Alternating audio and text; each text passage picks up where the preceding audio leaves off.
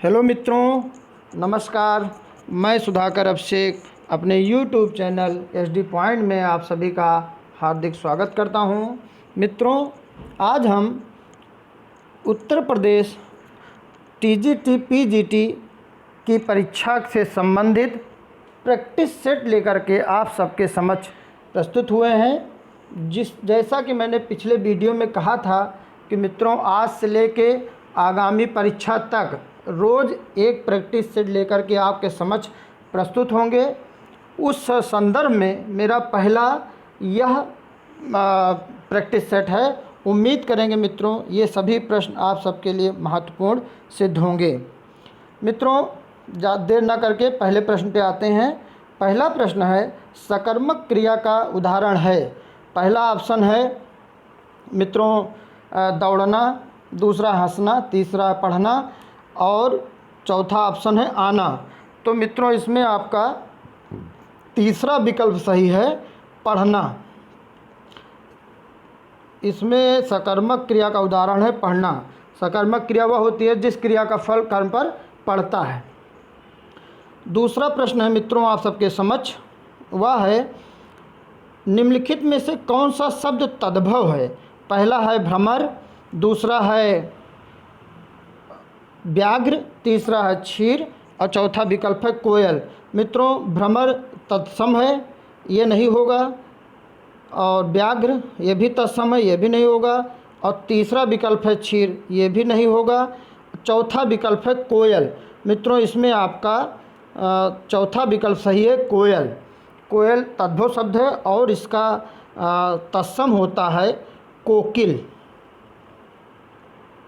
कोकिल होता है। मित्रों, आप लोग समझते रहिएगा। अगला प्रश्न है मित्रों आप सबके समक्ष, निम्नलिखित शब्दों में से नया का तत्सम रूप है। पहला है नव्य, दूसरा है नूतन, तीसरा है नवल और चौथा है नवीन। मित्रों, नया शब्द का तत्सम रूप होता है नव्य। इसमें आपका पहला विकल्प सही है, नव्य। ये तत्सम रूप कहलाएगा, नया तद्भव रूप है। चौथा प्रश्न आप सबके समझ मित्रों है, निम्नलिखित में से तत्सम तद्भव के मेल की दृष्टि से शुद्ध युग्म है। पहला है हरिद्रा हरिद्वार, दूसरा है पृष्ठ पन्ना, तीसरा है पर्यक परख, चौथा है चुल्लीक चूल्हा। मित्रों, इसमें तत्सम पहले तद्भव के मेल की दृष्टि पूछा गया है कि कौन सा शुद्ध युग्म है। तो इसमें आपका चौथा विकल्प सही हो जाएगा, चुल्लीक और चूल्हा। चूल्हा तद्भव है, चुल्लीक इसका तत्सम रूप है। चौथा विकल्प इसमें आपका सही है। अगला प्रश्न मित्रों आप सबके समक्ष है, निम्नलिखित में से ओष्ठ ध्वनि नहीं है। चा में, पा में, फा में और मा में। मित्रों, ओष्ठ ध्वनि नहीं है ये पूछा जा रहा है। तो मित्रों, पा फा बा, पा फा और माँ इन तीनों में ओष्ठ है। चा में जो है ओष्ठ ध्वनि नहीं है, इसलिए इसमें आपका पहला विकल्प सही है। विकल्प चूँकि नहीं है इसलिए पूछा गया है, तो चा जो है ओष्ठ ध्वनि नहीं है। अगला प्रश्न मित्रों आप सबके समक्ष है, जल शब्द का पर्यायवाची है सलिल, अनल, अमीय और जीवनक। तो मित्रों, इसमें आपका पहला विकल्प सही है, सभी लोग जानते हैं। मित्रों, जल का पर्यायवाची है सलिल। अगला प्रश्न आप सबके समक्ष है, शाखा मृग शब्द का पर्यायवाची है हिरण, वानर, तोता और चौथा विकल्प है भंवरा। मित्रों, शाखा मृग जो शाखाओं पे विचरण कर रहे हों उनको क्या कहते हैं, हिरण, तोता, भंवरा। तो शाखा मृग पर्यायवाची बानर का है, इसलिए इसमें आपका दूसरा विकल्प सही हो जाएगा, बानर। आठवां प्रश्न है मित्रों, वाजी शब्द का पर्यायवाची है। वाजी पहला विकल्प है अश्व, दूसरा है वेसर, तीसरा है श्रृगाल और चौथा है किंकर। मित्रों, वाजी अश्व का पर्यायवाची है, इसमें आपका पहला विकल्प सही है, अश्व। 9वां प्रश्न आप सबके समक्ष है, केतु का पर्यायवाची है। पहला है राहु, दूसरा है नाग और तीसरा है अंशुक और चौथा विकल्प है ध्वज। मित्रों, केतु का पर्यायवाची ध्वज होता है, सभी लोग जानते होंगे और बहुत महत्वपूर्ण भी है, कई परीक्षाओं में पूछा भी जा चुका है। ध्वज जो है केतु का पर्यायवाची है। अगला प्रश्न है, पर्यायवाची की दृष्टि से एक युग्म अशुद्ध है। आकाश, पुष्कर, कमल, तामरस, यमुना, जाह्नवी और कामदेव, मनोभव। मित्रों, इसमें आपका अशुद्ध युग्म है यमुना, जाह्नवी। तीसरा विकल्प इसमें आपका सही है, यमुना, जाह्नवी। अगला प्रश्न मित्रों आप सबके समक्ष है, निम्नलिखित में से कौन एक घर का पर्यायवाची है। आयन, चयन, मयन, घरन। मित्रों, आयन माने घर होता है, इसलिए इसमें आपका पहला विकल्प सही हो जाएगा, आयन। बहुत महत्वपूर्ण प्रश्न महत्व है, इसको ध्यान दीजिएगा मित्रों। और मित्रों, आप सबसे निवेदन भी है कि हमारे चैनल एसडी पॉइंट को सभी लोग सब्सक्राइब कर लें और कमेंट बॉक्स में जाके आप प्रश्नों के संदर्भ में अपनी राय रख सकते हैं। अगला प्रश्न है मित्रों, जिसका निवारण न हो सके के लिए एक शब्द है। जिसका निवारण ही ना हो सके, अविकल, अनिवार्य, अनिर्णीत और अनिवार्य। तो मित्रों, इसमें आपका चौथा विकल्प सही है, जिसका निवारण ना हो सके वह कहलाता है अनिवार्य। क्या कहलाता है? अनिवार्य। अगला प्रश्न मित्रों आप सबके समक्ष है,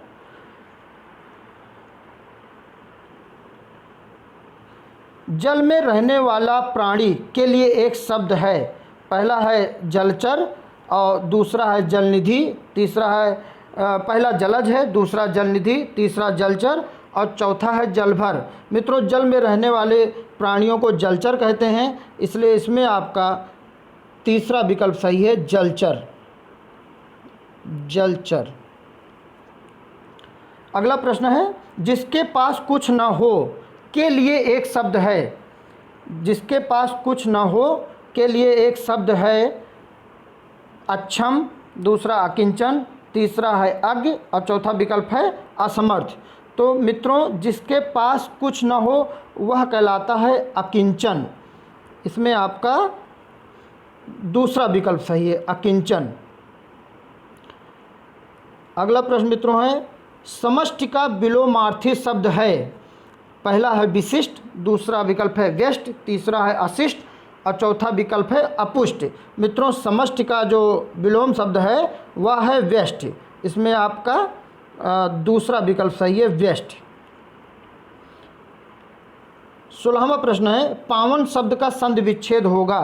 पोधन वन, पोधन अन और पौधन अन, चौथा विकल्प है पाधन वन। तो मित्रों, पावन शब्द का जो संधि विच्छेद होगा वह होगा पौधन अन। ठीक है, आय आय और आओ, इसके वो सूत्र हैं। जैसे पवन शब्द तो होता तो पोधन अन हो जाता, लेकिन पावन है इसलिए इसमें पौधन अन होगा। इसमें आपका तीसरा विकल्प सही है, पौधन अन। मित्रों, अगला प्रश्न आप सबके समक्ष है,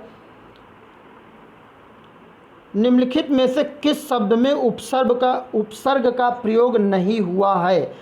शब्द के पहले जो लगते हैं वो उपसर्ग कहलाते हैं और शब्द के जो बाद लगते हैं वो प्रत्यय कहलाते हैं। तो पहला विकल्प है भरपूर, दूसरा है भरसक, तीसरा है भरतार और चौथा है भरपेट। मित्रों, इसमें किस शब्द में पूछा जा रहा है, किस शब्द में प्रयोग नहीं हुआ है, तो इसमें आपका तीसरा विकल्प सही हो जाएगा, भरतार शब्द में भरसक उपसर्ग का प्रयोग नहीं हुआ है। आपका इसमें तीसरा विकल्प सही हो जाएगा, भरतार। 18वां प्रश्न मित्रों आप सबके समक्ष है, संस्कृत के वह शब्द जो हिंदी में ज्यों के त्यों प्रयुक्त होते हैं, ज्यों के त्यों कहे जाते हैं, तद्भव, तत्सम, संकर शब्द और देशज शब्द। तो मित्रों, इसमें आपका दूसरा विकल्प सही हो जाएगा, क्योंकि संस्कृत शब्द में जो तत्सम शब्द होते हैं वो ज्यों के त्यों प्रयुक्त होते हैं। आपका इसमें दूसरा विकल्प सही है, तत्सम। अगला प्रश्न मित्रों, रसोई घर का समास विग्रह है। रसोई के लिए घर, रसोई का घर, घर की रसोई, और चौथा विकल्प है रसोई और घर। मित्रों इसमें आपका पहला विकल्प सही हो जाएगा, रसोई घर का समास विग्रह हो जाएगा रसोई के लिए घर। आपका ए विकल्प सही है। अगला प्रश्न मित्रों आप सबके समझ, क्रिया का आधार सूचित करने वाला कारक है।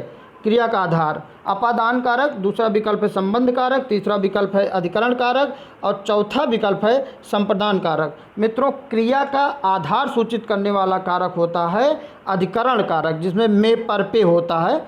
इसमें आपका तीसरा विकल्प सही हो जाएगा अधिकरण कारक। इसमें कहा जाता है कर्ता ने कर्म को करण से के द्वारा, संप्रदान को के लिए, अपादान से भिन्न, अधिकरण में पर पे, संबोधन है वो अरे, इसलिए अधिकरण कारक इसमें सही है। अगला प्रश्न मित्रों आप सबके समक्ष है, प्रश्नोत्तर प्रणाली के प्रणेता हैं। पहला सुकरात, दूसरा प्लेटो, तीसरा पेस्टोलॉजी, चौथा अरस्तु। तो मित्रों इसमें आपका पहला विकल्प सही हो जाएगा। इसमें आपके प्रश्नोत्तर प्रणाली के प्रणेता हैं सुकरात। सुकरात। अगला प्रश्न है मित्रों, निम्नलिखित में से कौन सा शिक्षण सूत्र नहीं है? शिक्षण सूत्र नहीं है। पहला है मूर्त से अमूर्त, दूसरा है ज्ञात से अज्ञात, तीसरा विकल्प है विश्लेषण से संश्लेषण और चौथा विकल्प है अनुकरण से अभ्यास। मित्रों इसमें ज्ञात से अज्ञात भी शिक्षण सूत्र है, मूर्त से अमूर्त भी है, विश्लेषण से संश्लेषण भी है। तो इसमें मित्रों आपका सही हो जाएगा चौथा विकल्प अनुकरण से अभ्यास। यह नहीं है शिक्षण सूत्र। 23वां प्रश्न मित्रों आप सबके समक्ष, शुद्ध उच्चारण का मूल्यांकन होता है लिखित परीक्षा द्वारा, मौखिक परीक्षा द्वारा, प्रायोगिक परीक्षा द्वारा और इनमें से कोई नहीं। मित्रों उस शुद्ध उच्चारण का मूल्यांकन कैसे हो सकता है? जब मौखिक सामने परीक्षा ली जाए तभी आदमी उच्चारण को बता सकता है क्या सही हो क्या गलत है। तो इसलिए इसमें आपका दूसरा विकल्प सही हो जाएगा मौखिक परीक्षा द्वारा। अगला प्रश्न मित्रों, शिक्षण में कौन सी अवधारणा सत्य है? शिक्षण एक कला है, शिक्षण एक तकनीक है, शिक्षण एक जटिल कार्य है और शिक्षण एक उपर्युक्त सभी हैं। तो मित्रों इसमें पूछा जा रहा है शिक्षण की अवधारणा कौन सत्य है, तो ये सभी हैं। चौथा विकल्प आपका सही हो जाएगा उपर्युक्त सभी। उपर्युक्त सभी। अगला प्रश्न मित्रों आप सबके समक्ष, परोपकार का अर्थ समझाने के लिए प्रयुक्त युक्त है विलोम शब्द युक्त, संधि विच्छेद युक्त, चित्र दिखाने वाली युक्त, अर्थ कथन युक्त। मित्रों इसमें आपका संधि विच्छेद युक्त होगा। परधन उपकार, परोपकार, ये गुण संधि के अंतर्गत भी आता है जिसका सूत्र है आदगुणा। तो परोपकार का अर्थ समझाने के लिए जो युक्त प्रयुक्त होती है वह कहलाती है संधि विच्छेद युक्ति। संधि विच्छेद युक्त। अगला प्रश्न आप सबके समक्ष मित्रों, माध्यमिक स्तर पर व्याकरण शिक्षण की सर्वोपयुक्त प्रणाली है पाठ्य पुस्तक प्रणाली, भाषा संसर्ग प्रणाली, आगमन निगमन प्रणाली और समवाय प्रणाली। मित्रों ये पूछा जा रहा है कि माध्यमिक स्तर पर व्याकरण शिक्षण की सबसे अच्छी प्रणाली कौन हो सकती है? तो इसमें आपका आगमन निगमन प्रणाली सही मानी जाएगी। तीसरा विकल्प आपका सही है, आगमन निगमन प्रणाली। अगला प्रश्न मित्रों, द्वितीय भाषा शिक्षण की विधि है प्रश्नोत्तर विधि, अनुवाद विधि, व्याख्यान विधि और उपयुक्त में से कोई नहीं। तो मित्रों द्वितीय भाषा शिक्षण की जो दूसरी विधि है वह है अनुवाद विधि। इसमें आपका दूसरा विकल्प सही हो जाएगा। अगला प्रश्न मित्रों, अर्थ ग्रहण उद्देश्य से तात्पर्य है धैर्यपूर्वक सुनकर एवं पढ़कर भावानुभूति कर सकना, दूसरा अच्छी पुस्तकें संग्रहित करने का प्रयत्न करना और तीसरा अच्छे और बुरे में भेद करना और चौथा है मित्रों भाषा शैली का सौंदर्य उत्पन्न करना। तो इसमें आपका मित्रों अर्थ ग्रहण का उद्देश्य है धैर्यपूर्वक सुनकर एवं पढ़कर भावानुभूति कर सकना, भाव की अनुभूति प्रकट कर सकना। अगला प्रश्न मित्रों, मूल्यांकन में निष्पक्षता बनाए रखने के लिए प्रश्न होने चाहिए निबंधात्मक, अतिलघु उत्तरात्मक और लघुत्तरात्मक प्रश्न वस्तुनिष्ठ। सभी लोग जानते हैं मित्रों कि मूल्यांकन की निष्पक्षता बनाए रखने के लिए प्रश्न वस्तुनिष्ठ होने चाहिए। इसमें आपका चौथा विकल्प सही हो जाएगा, वस्तुनिष्ठ प्रश्न। ठीक है, यह वैज्ञानिक पद्धति पे भी आधारित होता है। अगला प्रश्न है, भाषा तत्वों का ज्ञान प्राप्त करना प्रमुख उद्देश्य है कहानी शिक्षण का, गद्य शिक्षण का और कविता शिक्षण का, निबंध शिक्षण का। तो इसमें कौन सा आपका विकल्प सही है मित्रों? इसमें आपका सबसे उपयुक्त है गद्य शिक्षण विधि। गद्य शिक्षण का उद्देश्य है भाषा तत्वों का ज्ञान प्राप्त करना। अगला प्रश्न मित्रों, संपूर्ण अर्जित ज्ञान को इकाई मानकर जो योजना बनाई जाती है उसे कहते हैं हार्वर्ड पंचवदी योजना, दूसरा है सहसंबद्ध योजना, तीसरा है समवाय योजना और चौथा है इकाई योजना। तो मित्रों इसमें आपका चौथा विकल्प सही है, ये है इकाई योजना। अगला प्रश्न मित्रों आप सबके समझ, हिंदी के वर्ण वर्ग के पंचम वर्ण का उच्चारण होता है। जैसे का वर्ग है, चा वर्ग है, पा वर्ग है, तो उसी तरह से पंचम वर्ण क्या होता है हमेशा? का खा गा घा अंगा अनुनासिक होता है। इसमें आपका तीसरा विकल्प सही हो जाएगा, अनुनासिक। मित्रों अगला प्रश्न आप सबके समक्ष है, लिखना पढ़ने से पहले सिखाया जाना चाहिए। लिखना पढ़ने से पहले सिखाया जाना चाहिए, यह विचार है फ्रॉबेल का, मॉन्टेसरी का, किलपैट्रिक का और हेलेन पार्क हस्ट का। तो मित्रों इसमें दूसरा विकल्प आपका सही है, ये मॉन्टेसरी का है। लिखना पढ़ने से पहले सिखाया जाना चाहिए, यह विचार मॉन्टेसरी का है। अगला प्रश्न मित्रों आप सबके समक्ष, जैक हार्ट विधि द्वारा शिक्षण किया जाता है लेखन शिक्षण, कथा शिक्षण, नाट्य शिक्षण और गद्य शिक्षण। तो मित्रों इसमें आपका जैक हार्ट विधि द्वारा शिक्षण लेखन शिक्षण का किया जाता है, पहला विकल्प सही है, लेखन शिक्षण। अगला प्रश्न मित्रों आप सबके समक्ष है, गृह कार्य उपयोगी होता है शारीरिक स्वास्थ्य के लिए, चरित्र निर्माण के लिए, पाठ के अभ्यास के लिए, उपर्युक्त सभी के लिए। मित्रों इसमें आपका गृह कार्य पाठ के अभ्यास के लिए उपयोगी होता है, इसमें आपका सही हो जाएगा तीसरा विकल्प, गृह कार्य उपयोगी होता पाठ के अभ्यास के लिए, पाठ के अभ्यास के लिए। अगला प्रश्न मित्रों, हिंदी साहित्य का आदिकाल हिंदी का एक इतिहास ग्रंथ है, इस ग्रंथ के रचनाकार का नाम है रामचंद्र शुक्ल जी, नलिन बिलोचन शर्मा जी, हजारी प्रसाद द्विवेदी जी, रामविलास शर्मा जी। मित्रों इसमें आपका तीसरा विकल्प सही है, हिंदी साहित्य का आदिकाल हिंदी का एक इतिहास ग्रंथ है, ये इस ग्रंथ के रचनाकार हैं हजारी प्रसाद द्विवेदी जी। इसमें आपका तीसरा विकल्प सही है, हजारी प्रसाद द्विवेदी जी। अगला प्रश्न है, मुकरी लिखने का सर्वप्रथम प्रयास किस कवि ने किया था? स्वयंभू ने, जगनिक ने, अमीर खुसरो ने, कुंभदास ने। मित्रों मुकरी लिखने का सर्वप्रथम प्रयास अमीर खुसरो ने किया था, तीसरा विकल्प इसमें आपका सही है, तीसरा विकल्प अमीर खुसरो। अगला प्रश्न मित्रों, तुलसी गंग दो भय सुकविन के सरदार उक्त के रचनाकार हैं भिखारी दास, केशवदास, रहीम और गंग कवि। तो मित्रों इसमें आपका पहला विकल्प सही है, भिखारी दास, ये सब गलत हैं। अगला प्रश्न मित्रों आप सबके समझ, रस निष्पत्ति के संबंध में चित्र तुरंग न्याय के संस्थापक आचार्य हैं, पहला है मम्मट, दूसरा है शंकुक, तीसरा अभिनवगुप्त, चौथा है लोलट। तो मित्रों इसमें आपका जो विकल्प सही है वह है शंकुक, इसमें आपका हो जाएगा शंकुक, सही है, ये सब गलत है। अगला है, हीनयान और महायान किस शाखा किस धर्म से संबंधित? मित्रों सभी लोग मालूम है हीनयान और महायान ये बौद्ध धर्म से संबंधित है, इसलिए इसमें आपका चौथा विकल्प सही है, वैदिक जैन इस्लाम नहीं सही है। अगला प्रश्न मित्रों है आप सबके समक्ष, हिंदी व्याकरण ग्रंथ शब्दानुशासन के रचनाकार हैं हेमचंद्र, किशोरीदास वाजपेयी, पाणिनि और पतंजलि। मित्रों इसमें आपका दूसरा विकल्प सही है, किशोरीदास वाजपेयी जी शब्दानुशासन के रचनाकार हैं, आपका कौन सा विकल्प सही है? किशोरीदास वाजपेयी। अगला प्रश्न है मित्रों आप सबके समक्ष, कबीर बाणी के डिक्टेटर थे। तो इसमें आपका मित्रों सही हो जाएगा हजारी प्रसाद द्विवेदी। हजारी प्रसाद द्विवेदी ने कहा था कबीर बाणी के डिक्टेटर थे। पंचमेल खिचड़ी भी कबीर दास की भाषा को कहा जाता है। हजारी प्रसाद द्विवेदी।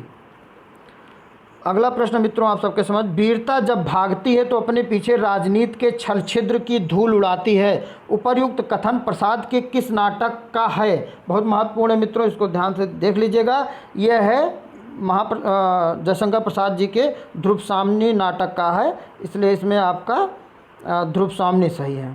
अगला प्रश्न मित्रों आप सबके समक्ष है, मुंशी धनपत राय को प्रेमचंद नाम से सुशोभित करने वाले व्यक्ति का नाम है। तो मित्रों मुंशी दया नारायण, मुंशी अजय बलाल, मुंशी देव नारायण, इनमें से कोई नहीं। तो मित्रों इसमें आपका मुंशी दया नारायण जी हैं। मुंशी धनपत राय को प्रेमचंद नाम से सुशोभित करने वाले व्यक्ति का नाम। इनकी गोदान रचना बहुत फेमस थी, प्रेमचंद जी की गबन गोदान। पहला है इसमें आपका विकल्प मुंशी दया नारायण। अगला प्रश्न मित्रों, धर्म की रसात्मक अनुभूति का नाम भक्ति है। उपर्युक्त कथन आर रामचंद्र शुक्ल के किस संबंध का अंश है? धर्म की रसात्मक अनुभूति का नाम भक्ति है। मित्रों इसमें आपका दूसरा विकल्प सही है, मानस की धर्मभूमि निबंध का ये अंश है। इसमें आपका दूसरा विकल्प सही है। अगला प्रश्न मित्रों, आधुनिक भारतीय आर्य भाषाओं के उदय के पूर्व आर्य भाषा का कौन सा रूप विद्यमान था? आधुनिक भारतीय आर्य भाषाओं के उदय के पूर्व पहले कौन सा रूप आर्य भाषा का था? संस्कृत था कि प्राकृत था, अपभ्रंश था कि पाली था? तो मित्रों इसमें आपका चौथा विकल्प सही है, अपभ्रंश था। ये सभी गलत है। अगला प्रश्न मित्रों, खड़ी बोली में से जो खड़ी शब्द है उसका सर्वप्रथम प्रयोग किसने किया था? सदल मिश्र, लल्लू लाल, भोलानाथ तिवारी, हरदेव बाहिरी। तो मित्रों लल्लू लाल जी ने खड़ी बोली में जो खड़ी शब्द है इसका प्रयोग किया था। इसमें आपका तीसरा विकल्प सही है, लल्लू लाल। अगला प्रश्न मित्रों 48वां, हिंदी साहित्य का इतिहास नामक इतिहास ग्रंथ के रचनाकार का नाम है?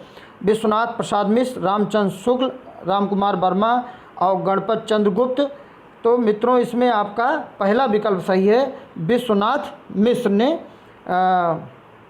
हिंदी साहित्य का अतीत नामक इतिहास ग्रंथ रचा था। अगला प्रश्न मित्रों आप सबके समक्ष, कलाधर नाम उपनाम से रचना करने वाले का नाम है? पहला है सुमित्रा नंदन पंत, दूसरा सूर्यकांत त्रिपाठी निराला, तीसरा है महादेवी वर्मा और चौथा है जयशंकर प्रसाद। मित्रों जयशंकर प्रसाद जी कलाधर उपनाम से रचना करने वाले का नाम है। तो इसमें आपका चौथा विकल्प सही है, जयशंकर प्रसाद। अगला प्रश्न मित्रों आप सबके सामने, मेरे राम का मुकुट भीग रहा है निबंध अपने समय में बड़ा चर्चित रहा है। इस निबंध के लेखक हैं? तो मित्रों प्रताप नारायण मिश्र हैं, विद्यानिवास मिश्र हैं, कुबेर नाथ राय हैं या हजारी प्रसाद द्विवेदी हैं। आप लोग कमेंट बॉक्स में जा कर के भी अपना परीक्षण कर सकते हैं, आप लोग बता सकते हैं कौन है। इसमें दूसरा विकल्प सही है मित्रों, विद्यानिवास मिश्र जी, विद्यानिवास मिश्र। निबंध सबसे ज़्यादा चर्चा रहा मेरे राम का मुकुट भीग रहा है। बहुत महत्वपूर्ण है मित्रों, ये प्रश्न बहुत ही महत्वपूर्ण है। मित्रों जो लोग चैनल पे नए हैं आप सबसे एक गुजारिश भी है कि अपने चैनल एसडी पॉइंट को लोग सब्सक्राइब कर लें, बेल आइकन की बटन को आप लोग क्लिक कर लें, जिससे हमारी नई नोटिफिकेशन आपको समय पे मिलते रहें। और मित्रों मैं आगामी परीक्षा तक प्रतिदिन एक प्रैक्टिस सेट लेकर आपके समक्ष प्रस्तुत होऊंगा, जो आपकी परीक्षा के लिए बहुत ही महत्वपूर्ण है। अगला प्रश्न मित्रों, निम्नलिखित उपन्यासों में श्रीलाल शुक्ल का कौन सा उपन्यास है? एक चिथड़ा सुख, तीसरा आदमी, उखड़े हुए लोग और सीमाएं टूटती हैं। तो मित्रों इसमें आपका श्रीलाल शुक्ल का कौन सा उपन्यास है? वह है सीमाएं टूटती हैं। कौन सा विकल्प इसमें आपका सही हो जाएगा? चौथा विकल्प। अगला प्रश्न मित्रों, गजानन माधव मुक्तिबोध की रचना चांद का मुंह टेढ़ा है में कौन सी कविता संकलित है? जन्म की धूप में, दूसरा विकल्प है एक स्वप्न कथा, तीसरा विकल्प है भूल गलती और चौथा विकल्प है ब्रह्म राक्षस। मित्रों इसमें आपका पहला विकल्प सही है, जन्मदिन की धूप में, यह संकलित नहीं है। अगला प्रश्न मित्रों, मिलजुल मन उपन्यास की लेखिका हैं? कृष्णा सोबती हैं, मन्नू भंडारी हैं, कि उषा प्रियंवदा हैं, कि मृदुला गर्ग हैं? मित्रों इसमें आपका तीसरा विकल्प सही है, मृदुला गर्ग। तीसरा विकल्प आपका सही है, मृदुला गर्ग। अगला प्रश्न मित्रों आप सबके समक्ष है, हिंदी नवरत्न एक आलोचनात्मक कृति है जिसके आलोचक रचनाकार हैं? पहला विकल्प है शिवराज सिंह, दूसरा मिश्र बंधु, तीसरा है रामचंद्र शुक्ल और चौथा श्याम सुंदर दास। मित्रों हिंदी नवरत्न एक आलोचनात्मक कृति है, इसके रचनाकार हैं मिश्र बंधु। इसमें आपका तीसरा विकल्प सही हो जाएगा, मिश्र बंधु। अगला प्रश्न मित्रों, आचार्य वामन ने काव्य हेतु के स्थान पर किस शब्द का व्यवहार किया है? तात्पर्य का, अभिधा का, लक्षणा का, काव्यांग का? तो मित्रों काव्य हेतु के स्थान पर आचार्य वामन ने जो प्रयोग किया है वह है काव्यांग। चौथा विकल्प इसमें आपका सही है, काव्यांग। अगला प्रश्न मित्रों, भारतीय रस सिद्धांत में साधारणीकरण का प्रयोग सर्वप्रथम किसने किया? आचार्य विश्वनाथ ने, आचार्य जगन्नाथ ने, आचार्य भट्टनायक ने, आचार्य अभिनव गुप्त ने? तो मित्रों आचार्य भट्टनायक ने साधारणीकरण का प्रयोग सर्वप्रथम किया था। तीसरा विकल्प इसमें सही है, आचार्य भट्टनायक। अगला प्रश्न है, निम्नलिखित में से कौन सा कथन स्वच्छंदतावाद की विशेषता नहीं है? वाय भाव वेग पर बल, दूसरा कल्पना व्यापार का महत्व, तीसरा व्यक्ति स्वातंत्र पर बल और चौथा विकल्प है मित्रों मानवतावादी जीवन दृष्टि पर बल।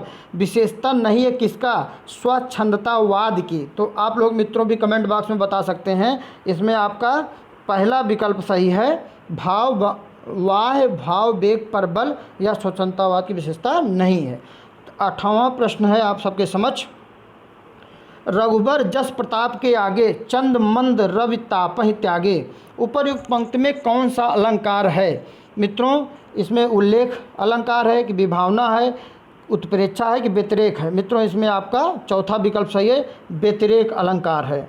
अगला प्रश्न मित्रों, मंगल करनि कलि मल हरनि तुलसी कथा रघुनाथ की, उपर्युक्त पंक्ति में कौन सा छंद है?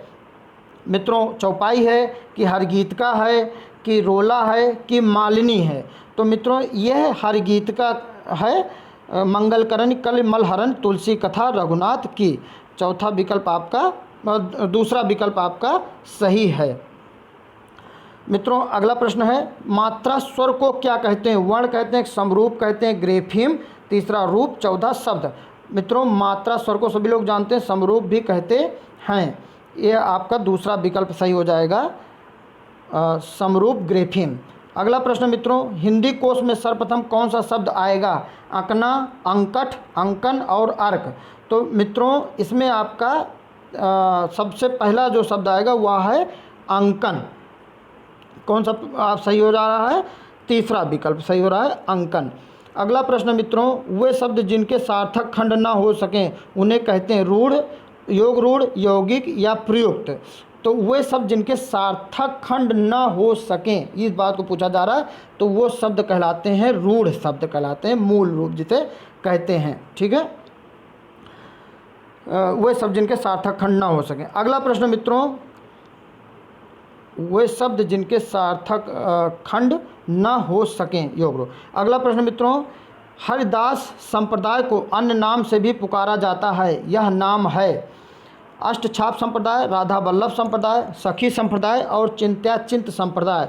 तो मित्रों इसमें सखी संप्रदाय, हरिदास संप्रदाय को कहा जाता है। तीसरा विकल्प इसमें आपका सही है, सखी संप्रदाय। अगला प्रश्न मित्रों, भाषा विज्ञान की दृष्टि में प्रयत्न लाघव का अर्थ बहुत महत्वपूर्ण है। प्रयत्न लाघव का अर्थ है शीघ्र बोलना, कम समय में अधिक बोलना, बोलने की मितव्ययता और चौथा विकल्प है उच्चारण की सुविधा। तो मित्रों प्रयत्न लाघव का अर्थ होता है उच्चारण की सुविधा। इसमें आपका चौथा विकल्प सही है, उच्चारण की सुविधा। अगला प्रश्न मित्रों, वाराणसी का बनारस रूप में विकास उदाहरण है? व्यंजन विपर्य का, व्यंजनागम का, व्यंजन लोप का और स्वर व्यंजनागम का? तो मित्रों यह व्यंजन विपर्य का उदाहरण है वाराणसी का बनारस रूप। अगला प्रश्न मित्रों आप सबके समझ, हिंदी भाषा का सर्वप्रथम व्याकरण नागरी प्रचारणी सभा काशी की देखरेख में लिखा गया जिसका नाम था हिंदी व्याकरण, इसके लेखक थे। तो मित्रों इसके लेखक थे कामता प्रसाद गुरु। चारों विकल्प ना चर्चा करके सीधे हम सही विकल्प पे आते हैं, कामता प्रसाद गुरु, किशोरीदास वाजपेयी नहीं थे। अगला प्रश्न मित्रों, आज समाचार पत्र के संस्थापक कौन थे? आज श्याम सुंदर दास जी हैं, बाबूराव विष्णु प्रभाकर जी हैं, शिव प्रसाद गुप्त जी हैं और चौथा विकल्प रामचंद्र शुक्ल जी हैं। मित्रों आप लोगों को क्या लगता है आज समाचार पत्र के संस्थापक कौन हैं? ज़रूर कमेंट बॉक्स में बताइए। इसके आज समाचार पत्र के संस्थापक कौन हैं? तो वो थे शिव प्रसाद गुप्त। शिव प्रसाद मित्रों तीसरा विकल्प इसमें आपका सही है, शिव प्रसाद गुप्त। अगला प्रश्न मित्रों आप सबके समक्ष है, तीसरी सत्ता उपन्यास के लेखक का क्या नाम है? गिरिराज किशोर, श्रीलाल शुक्ल, गोविंद मिश्र और निर्मल वर्मा। तो इसमें आपका पहला विकल्प सही है मित्रों, गिरिराज किशोर तीसरी सत्ता उपन्यास के लेखक हैं। अगला प्रश्न मित्रों, नाटक में अर्थ प्रकृतियाँ कितनी मानी गई? 7, 10, 5, 3। नाटक में अर्थ की जो प्रकृतियाँ हैं वह कितनी मानी गई हैं? वह है मित्रों 5। इसमें आपका तीसरा विकल्प सही है, 5। अगला प्रश्न मित्रों आप सबके, मतवाला पत्रिका के अस्थाई स्तंभ चाबुक में निराला जी अपनी रचना किस नाम से लिखते हैं? गरगज सिंह, सूर्यकांत, तीसरा निराला और चौथा है रमता जोगी। तो मित्रों इसमें आपका पहला विकल्प सही है, वह है गरगज सिंह के नाम से अपनी रचना लिखते हैं। अगला प्रश्न मित्रों, राष्ट्रभाषा संदेश पाक्षिक पत्र कहाँ से प्रकाशित होता है? इलाहाबाद से, वाराणसी से, वर्धा से, उज्जैन से। मित्रों राष्ट्रभाषा संदेश इलाहाबाद से प्रकाशित होता है, पहला विकल्प इसमें सही है, इलाहाबाद से। अगला प्रश्न है, भक्तमाल के रचयिता नाभादास के गुरु का नाम था? नरहरिदास, वल्लभाचार्य, विट्ठलनाथ और अग्रदास। मित्रों भक्तमाल के रचयिता नाभादास के गुरु का नाम था अग्रदास। इसमें आपका चौथा विकल्प सही है, अग्रदास। अगला प्रश्न मित्रों आप सबके समझ, नई कविता परंपरा का तिरस्कार है और नई कहानी परंपरा का विस्तार। यह कथन है शैलेश मटियानी का, दूसरा राजेंद्र यादव का, तीसरा महीप सिंह का और चौथा विकल्प है नामवर सिंह। तो मित्रों ये राजेंद्र यादव का कथन है, इसमें आपका कौन सा विकल्प सही हो रहा है? B option. अगला प्रश्न है, हजारी प्रसाद द्विवेदी को उपन्यास अनामदास का पोथा में किस उपनिषद के सर्वाधिक स्थलों का प्रयोग हुआ है? केनोपनिषद, छांदोग्योपनिषद और याज्ञवल्क्य उपनिषद, बृहदारण्यक उपनिषद। तो मित्रों इसमें आपका दूसरा विकल्प सही है, छांदोग्य उपनिषद का सर्वाधिक स्थलों का प्रयोग हुआ है। किस उपनिषद के सर्वाधिक? तो छांदोग्य उपनिषद। अगला प्रश्न मित्रों, भूल कहत नव रस सुकवि सकल मूल सिंगार, यह उक्त किस आचार्य की है? मित्रों देव की है, चिंतामणि त्रिपाठी की है, कुलपति मिश्र की है, सोमनाथ की है। तो मित्रों यह रचना देव की है, आप लोग ध्यान दीजिएगा। अगला प्रश्न मित्रों, स्रा एक संयुक्त व्यंजन है जिसमें किन दो वर्णों को सम्मिलित किया गया है? सा और रा वर्णों को, शा और रा वर्णों को, सा और रा वर्णों को, स्रा और आ वर्णों को। तो मित्रों इसमें आपका तीसरा विकल्प सही है, शा और रा वर्णों को शामिल इसमें किया गया है, से संयुक्त मिल करके बना हुआ व्यंजन है स्रा। अगला प्रश्न है, वर्तनी की शुद्धता को ध्यान में रखते हुए नीचे दिए गए विकल्पों में कौन शुद्ध है? कवित्री, कवित्री, कवित्री और कवित्री। तो हमेशा बहुत महत्वपूर्ण है, कई एग्जाम में मित्रों में पूछा गया है, यह है कवित्री। चौथा विकल्प इसमें आपका सही है। अगला प्रश्न मित्रों जो कि 78वां है, शंभुक वध के रचनाकार हैं? पहला है धर्मवीर भारती, दूसरा जगदीश गुप्त, तीसरा भारत भूषण अग्रवाल और चौथा विकल्प है प्रभाकर माचुए। तो इसमें आपका दूसरा विकल्प सही है, शंभुक वध जगदीश के रचनाकार हैं जगदीश गुप्त। जगदीश गुप्त।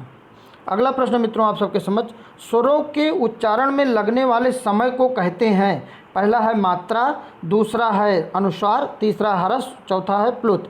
तो मित्रों स्वरों के उच्चारण में लगने वाले समय को मात्रा कहते हैं। इसमें आपका पहला विकल्प सही है, मात्रा। अगला प्रश्न मित्रों, जमुन जल तुम काव्य के रचनाकार हैं। भवानी प्रसाद मिश्र, दूसरा विकल्प है धूमिल, तीसरा है शिव मंगल सिंह सुमन और चौथा विकल्प है केदारनाथ अग्रवाल। तो मित्रों इसमें आपका चौथा विकल्प सही है, जमुन जल तुम काव्य के रचनाकार हैं केदारनाथ अग्रवाल, केदारनाथ अग्रवाल। अगला प्रश्न है, कल्पांत शब्द में कौन सी संधि है? गुण संधि है, यण संधि है, दीर्घ संधि है, व्यंजन संधि है। तो मित्रों कल्पांत, कल्प धन अंत छोटा और फिर बाद में भी वो सेम वर्ण आ रहे हैं, तो इसमें दीर्घ संधि है। तीसरा विकल्प आपका सही है। इसका सूत्र है अका सवर्णे दीर्घा। इसमें आपका कौन सा विकल्प सही है? सी विकल्प सही है। और इसका मैं नाम में लिख दे रहा हूँ मित्रों, अका सवर्णे दीर्घा, अका सवर्णे दीर्घा, यह इसका सूत्र है। मित्रों अगला प्रश्न है, मोम सा तन घुल चुका, अब दीप सा मन जल चुका है, उपर्युक्त पंक्तियों में अलंकार है। तो रूपक है, पूर्ण उपमा है, दृष्टांत है या उपमा है। तो मित्रों इसमें दूसरा विकल्प आपका सही है, यह पूर्ण उपमा अलंकार का उदाहरण है।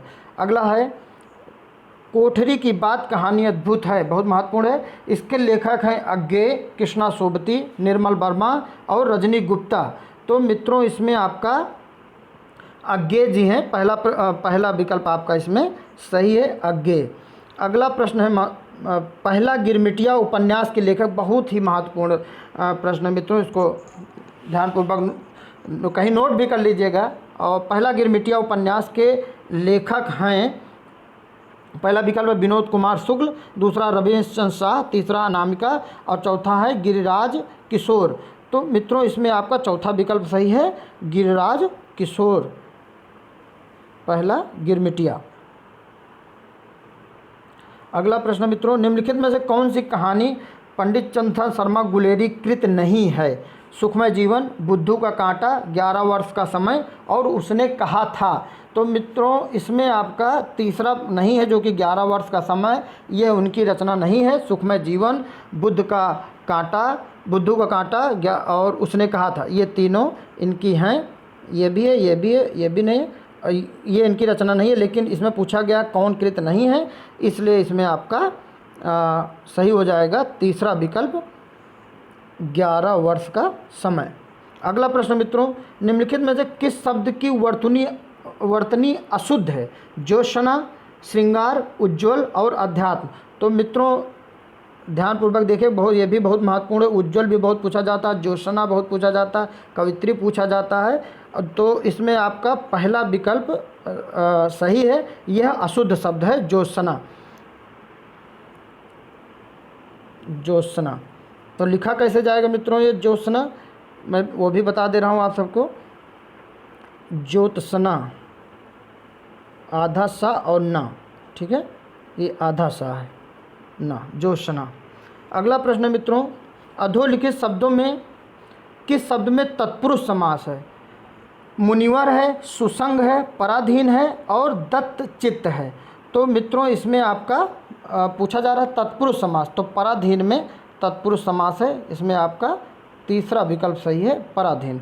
अगला प्रश्न मित्रों, किस रस का अस्थाई भाव जुगुप्सा है? भयानक, विभत्स, अद्भुत और वीर। मित्रों इसमें आपका सभी लोगों को मालूम होगा कि जुगुप्सा जो है स्थायी भाव है, विभत्स रस का कौन सा विकल्प इसमें सही हो रहा है मित्रों? दूसरा विकल्प, विभत्स। अगला प्रश्न है, कारण के बिना के होने का वर्णन होने पर कौन सा अलंकार होता? कारण के बिना कार्य के होने का वर्णन होने पर कौन सा अलंकार होता है? असंगत, विभावना, विशेषोक्ति और व्यतिरेक। तो मित्रों इसमें आपका विभावना अलंकार हो जाएगा, दूसरा विकल्प सही है, विभावना। अगला प्रश्न मित्रों, जिस तरह हम बोलते हैं उस तरह तू लिख, और उसके बाद भी हमसे बड़ा तू दिख। उपर्युक्त पंक्तियों के रचनाकार हैं। मित्रों बहुत महत्वपूर्ण रचना है, बहुत बढ़िया लिखा गया है। तो इसमें आपका चौथा सही है, भवानी प्रसाद मिश्र जी की यह रचना है। न धूमिल की है, न केदारनाथ सिंह की, न गिरजा सिंह माथुर की, यह है भवानी प्रसाद मिश्र की रचना। ठीक है। अगला प्रश्न मित्रों बहुत ही महत्वपूर्ण, कलम का सिपाही हिंदी गद्य की किस विधा की रचना है? आत्मकथा है, रिपोर्टाज है, कि संस्मरण है, कि जीवनी है? बहुत ही महत्वपूर्ण है ये, या है जीवनी। इसमें आपका कौन सा विकल्प सही हो रहा है? जीवनी। और ये किसकी है रचना है? या है मुंशी प्रेमचंद की। किसकी है? मुंशी प्रेमचंद की जीवनी, मुंशी प्रेमचंद। ठीक है। अगला प्रश्न मित्रों, काव्य मीमांसा के लेखक हैं, रुद्रट हैं, भामा हैं, राजशेखर हैं और दंडी हैं। तो मित्रों इसमें पूछा जा रहा काव्य मीमांसा के लेखक कौन हैं? तो रुद्रट भी नहीं है, भामा भी नहीं है, दंडी भी नहीं है। मित्रों इसमें आपका तीसरा विकल्प सही है, राजशेखर। अगला मित्र है, निराला के अनुसार हिंदी में मुक्त काव्य किस छंद की बुनियाद पर सफल हो सकता है? रोला पर सफल हो सकता है, कि दोहा पर सफल हो सकता है, तीसरा चौपाई है और चौथा कवित्त है। तो मित्रों हिंदी में मुक्त काव्य पूछा जा रहा है किस छंद की बुनियाद पर? तो वह है कविता पर, कवित्त। तो ये हो सकता है, इसमें आपका चौथा विकल्प सही है, कवित्त। अगला प्रश्न मित्रों, अचार शब्द किस भाषा से आकर हिंदी में प्रयुक्त हुआ है? तो पहला पुर्तगाली भाषा, दूसरा अरबी से, तीसरा फारसी से, चौथा फ्रेंच से। मित्रों जो अचार शब्द है ये पुर्तगाली भाषा से लिया गया है। इसमें आपका पहला विकल्प सही है। अगला प्रश्न मित्रों, निम्नलिखित में से कौन सा शब्द देशज है? धरती, पेड़, पुस्तक और आग। मित्रों बहुत ही महत्वपूर्ण प्रश्न है, देशज शब्द बहुत पूछे जाते हैं। तो इसमें आपका दूसरा विकल्प सही है, पेड़। देशज शब्द के बारे में आप लोगों ने सुना होगा, वे शब्द होते हैं जिनकी मूल का ना पता हो और वो प्रचलन में हो। ठीक है, वो शब्द देशज शब्द कहलाते हैं, पेड़। अगला प्रश्न मित्रों, मछली घर नामक काव्य संग्रह के संपादक हैं दूधनाथ सिंह, विजय देव नारायण शाही, लक्ष्मीकांत वर्मा और धर्मवीर भारती। तो मछली घर नामक काव्य एक संग्रह है जिसके संपादक है विजय देव नारायण शाही, विजय देव नारायण शाही। अगला प्रश्न मित्रों, निम्नलिखित में से किस आलोचना ग्रंथ के लेखक का नाम सही नहीं है? पहला है रस मीमांसा आचार्य प्रसाद द्विवेदी, तीसरा है कबीर मीमांसा रामचंद्र तिवारी, तीसरा विकल्प है तुलसी काव्य मीमांसा उदयभानु सिंह और चौथा विकल्प है निराला की साहित्य साधना भाग 1-2 रामविलास शर्मा। तो मित्रों इसमें आपका पहला विकल्प सही, लेखक का नाम सही नहीं, तो इसमें पहला विकल्प सही है रस मीमांसा हजारी प्रसाद द्विवेदी। ठीक है, मैं फिर से कर दे रहा हूँ, रस मीमांसा हजारी प्रसाद द्विवेदी। तो मित्रों रस मीमांसा किसके द्वारा लिखी गई है इसके बारे में भी आप जानिए, आचार्य रामचंद्र शुक्ल का है। अगला प्रश्न मित्रों, सिंधी भाषा का विकास अपभ्रंश की किस शाखा से हुआ है? पैसाची से हुआ है, सौरसेनी से हुआ है, मागधी से हुआ है और ब्राचड़ से हुआ है। तो मित्रों पूछा जा रहा है सिंधी भाषा का विकास किससे हुआ है? तो वह है ब्राचड़ से। इसमें आपका तीसरा विकल्प सही है, ब्राचड़। अगला प्रश्न मित्रों, पुरानी हिंदी ग्रंथ के लेखक हैं रामचंद्र शुक्ल, चंद्रधर शर्मा विश्वनाथ प्रसाद मिश्र और श्याम सुंदर दास। मित्रों चंद्रधर शर्मा गुलेरी पुरानी हिंदी ग्रंथ के लेखक हैं। इसमें आपका दूसरा विकल्प सही है। अगला प्रश्न मित्रों, सूफी मुक्तक काव्य का प्रथम रचयिता इनमें से कौन सा कवि था? मुल्ला दाऊद, अमीर खुसरो, शेख फरीद और कुतुबन। बहुत ही महत्वपूर्ण है, सूफी मुक्तक काव्य का प्रथम रचयिता इन चारों में से कौन लोग थे? आप लोग भी मित्रों बताइएगा। वो है अमीर खुसरो। कौन सा विकल्प सही हो रहा है? दूसरा विकल्प अमीर खुसरो। मित्रों अगला प्रश्न है, नेही महाब्रजभाषा प्रवीण और सुंदतान के भेद को जाने, भाषा प्रवीण स्वाच्छंद सदा रहे, सो घन जी के कवित्त बखाने। कवि प्रशस्त में लिखा गया उक्त सवैया किसका है? पहला है ब्रजनाथ का, दूसरा है घनानंद का, तीसरा है ठाकुर का और चौथा है बोधा का। तो मित्रों इसमें आपका पहला विकल्प सही है, वह है ब्रजनाथ का। अगला प्रश्न है ब्रजनाथ, इसको ध्यान दीजिएगा। अगला प्रश्न मित्रों, सूफी काव्य परंपरा का एक ग्रंथ है इंद्रावती, इसके रचनाकार हैं जायसी हैं, पद्मावत, अखरावट, आखिरी कलाम, ये सब रचना जायसी की थी। दूसरा है कासिम साहब, तीसरा है मंझन, चौथा नूर मोहम्मद। तो इंद्रावती जो एक ग्रंथ है इसके रचनाकार हैं नूर मोहम्मद। इसमें आपका चौथा विकल्प सही है, नूर मोहम्मद। ठीक है, नूर मोहम्मद चौथा विकल्प। अगला प्रश्न मित्रों, निम्नलिखित में से कौन सा उपन्यास कमलेश्वर का नहीं है? काली आंधी, डाक बंगला, कितने पाकिस्तान और चौखट। तो मित्रों इसमें तीसरा जो रचना है वह है कमलेश्वर का नहीं है। इसमें आपका तीसरा विकल्प सही जाएगा। और काली आंधी, डाक बंगला, कितने पाकिस्तान, ये कमलेश्वर जी का उपन्यास है। अगला प्रश्न मित्रों है, निम्नलिखित में से परिमाण बोधक विशेषण है, विशेषण जो किसी चीज़ की विशेषता बताई जाए। भूखे लोग, सूखे पेड़, सूनी धरती, कम आमदनी। तो आमदनी कम हुई है, आमदनी ज़्यादा कम हो तो ये उसकी विशेषता है। तो इसमें आपका चौथा विकल्प सही हो जाएगा, कम आमदनी। परिमाण बोधक किसी मतलब नंबर को बताती है कि कितना हो सकता है परिमाण। अगला प्रश्न मित्रों 105वां प्रश्न है, भारत मित्र पत्रिका के संपादक थे माधव प्रसाद मिश्र, बाबू बाल मुकुंद गुप्त। तीसरा विकल्प है महावीर प्रसाद द्विवेदी और चौथा विकल्प मित्रों गोविंद नारायण मिश्र। इसमें मित्रों दूसरा विकल्प सही है, बाबू बाल मुकुंद गुप्त जी भारत मित्र पत्रिका के संपादक थे। दूसरा विकल्प इसमें सही है। अगला प्रश्न मित्रों, गद्य शिक्षण का मुख्य स्वरूप क्या होता है? सृजनात्मक होता है, ज्ञानात्मक होता है, भावात्मक होता है या क्रियात्मक होता है? तो मित्रों गद्य शिक्षण का मुख्य स्वरूप है ज्ञानात्मक पाठ। तो ये इसमें आपका दूसरा विकल्प सही हो जाएगा। अगला प्रश्न मित्रों, गद्य शिक्षण की सबसे प्रभावी विधि क्या है? स्पष्टीकरण विधि, व्याख्या विधि, प्रत्यक्ष वस्तु प्रदर्शन प्रविधि और उपर्युक्त में से कोई नहीं। तो मित्रों गद्य शिक्षण की सबसे प्रभावी प्रविधि पूछी जा रही तो वह है स्पष्टीकरण प्रविधि। अगला प्रश्न मित्रों, कविता शिक्षण में कठिन शब्दार्थ हेतु प्रयोग की जाने वाली प्रविधि है प्रत्यक्ष वस्तु प्रदर्शन प्रविधि, पर्यायवाची प्रविधि, तुलना विधि, इनमें से कोई नहीं। तो मित्रों इसमें कविता शिक्षण में कठिन शब्दार्थ हेतु प्रयोग की जाने वाली प्रविधि, इसमें से कोई नहीं। चौथा विकल्प आपका सही है, इनमें से कोई नहीं। अगला प्रश्न मित्रों, कथा साहित्य के शिक्षण का उद्देश्य है पढ़ने में रुचि विकसित करना, कल्पना शक्ति का विकास करना और चारित्रिक विकास करना। अंतिम विकल्प है उपर्युक्त सभी।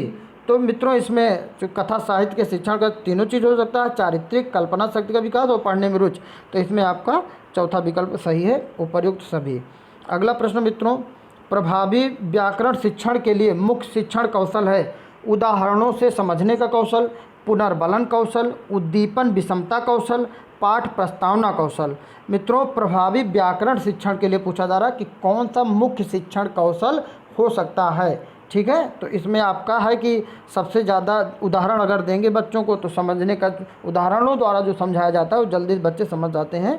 तो ये हो जाएगा पहला विकल्प इसमें आपका सही है, उदाहरणों से समझाने का कौशल। अगला प्रश्न मित्रों, रचना शिक्षण का अर्थ है भाव विचारों की शुद्ध अभिव्यक्ति सिखाना, अपने विचारों को लिखना सिखाना, नए शब्दों की रचना सिखाना और चौथा विकल्प है मौखिक अभिव्यक्ति सिखाना। तो मित्रों इसमें पूछा जा रहा है कि रचना शिक्षण का अर्थ क्या हो सकता है? तो वह है भाव विचारों की शुद्ध अभिव्यक्ति सिखाना। इसमें आपका पहला विकल्प शुद्ध अभिव्यक्ति सिखाना। अगला प्रश्न मित्रों, शिक्षण कौशल के विकास के लिए किस पाठ योजना का प्रयोग आवश्यक है? व्यापक पाठ योजना, सूक्ष्म पाठ योजना, अलिखित पाठ योजना, त्वरित पाठ योजना। तो मित्रों शिक्षण कौशल का विकास किस पाठ योजना के प्रयोग हेतु तो आवश्यक है यह पूछा जा रहा है। तो पूछा जाए प्रयोग आवश्यक सूक्ष्म पाठ योजना के लिए। तो इसमें आपका कौन सा विकल्प सही हो रहा है? दूसरा विकल्प सूक्ष्म पाठ योजना। अगला प्रश्न मित्रों, वर्तनीगत अशुद्धियों का प्रमुख कारण है लिपि का सही ज्ञान न होना, उच्चारण की अशुद्धता, क्षेत्रीय बोलियों का प्रभाव और उपर्युक्त सभी। तो ये सभी कारण हो सकते हैं। चौथा विकल्प इसमें आपका सही हो जाएगा, उपर्युक्त सभी। ये भी है, ये भी और ये भी प्रमुख कारण हो सकते हैं जो कि वर्तनीगत अशुद्धियाँ होती हैं। अगला प्रश्न मित्रों, मूल्यांकन आयाम के प्रवर्तक हैं ब्लूम, हर्बर्ट, मैरिसन और डेविस। सभी लोग जानते हैं मूल्यांकन आयाम के प्रवर्तक ब्लूम हैं। इसमें आपका पहला विकल्प सही हो जाएगा, ब्लूम। अगला प्रश्न मित्रों, पाठ योजना में सबसे पहले निर्धारित किया जाता है पाठ वस्तु को, शिक्षण उद्देश्य को, प्रणाली को, गृह कार्य को। तो पाठ योजना में सबसे पहले शिक्षण उद्देश्य को शामिल किया जाता है। इसमें आपका दूसरा विकल्प सही हो जाएगा। अगला प्रश्न मित्रों, छात्रों को हिंदी साहित्य के इतिहास की रूपरेखा से परिचित कराना किस प्रकार का उद्देश्य है? रसात्मक है, सृजनात्मक है, ज्ञानात्मक है, कौशलात्मक है।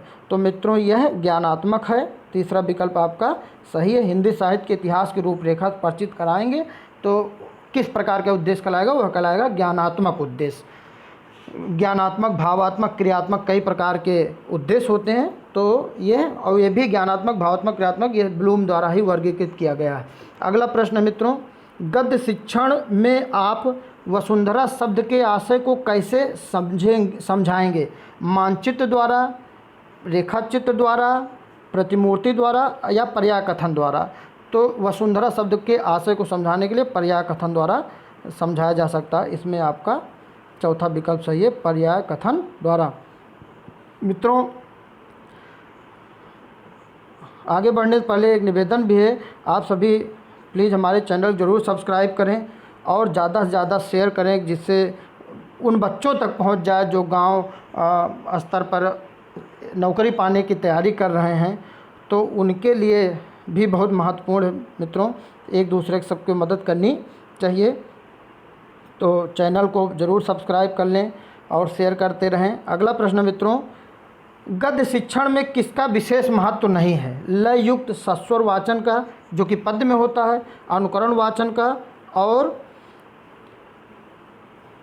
मौन वाचन का। चौथा विकल्प है विचार विश्लेषणात्मक प्रश्नों का।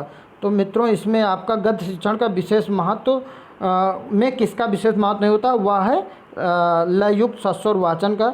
इसमें आपका पहला विकल्प सही है, यह पद्य में प्रयोग होता है, गद्य में नहीं। अगला 119वां प्रश्न मित्रों, निम्नलिखित में से कौन सी नाटक शिक्षण की विधि नहीं है? नाट्य विधि, अभिनय विधि और समीक्षा विधि, संवाद विधि। मित्रों नाटक शिक्षण की विधि कौन सी नहीं है? वह है समीक्षा विधि। इसमें आपका तीसरा प्रश्न सही है, तीसरा विकल्प समीक्षा विधि। मित्रों अंतिम प्रश्न है, हिंदी शिक्षण की आगमन विधि का संबंध है विशिष्ट से सामान्य की ओर, सामान्य से विशिष्ट की ओर, अमूर्त से मूर्त की ओर, उपर्युक्त सभी की ओर।